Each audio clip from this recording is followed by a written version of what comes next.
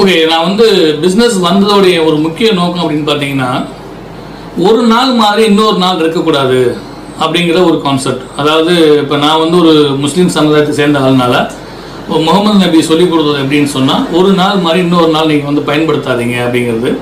So இதுக்கு வந்து அதுக்காக வேலைக்கு போகக்கூடாது அப்படின்னு நான் சொல்ல வரல. என்னுடைய லைஃப்பில் நான் வந்து என்ன செய்யணும் அப்படின்னு நான் நினச்சேன். தொழில் பண்ணும்போது பார்த்தோம்னா நம்ம வந்து அதில் நிறைய விஷயங்களை சாதிக்க முடியும் அப்படிங்கிறது நான் அதில் எடுத்துக்கிட்டேன்.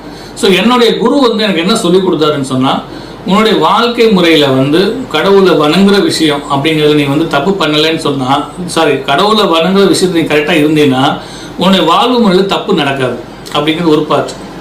ரெண்டாவது, நீங்கள் செய்யக்கூடிய தொழிலை வந்து நேர்மையாக அதை செய்யுங்க. அதில் வந்து ஒரு தப்பு பண்ணிவிட்டு அந்த தப்பை மறைக்கிறதுக்காக ஒரு 10 தப்பு நம்ம செய்வோம். ஸோ அதனால் ஒரு டைம் நம்ம கஷ்டப்பட்டாலும் அதை தவறு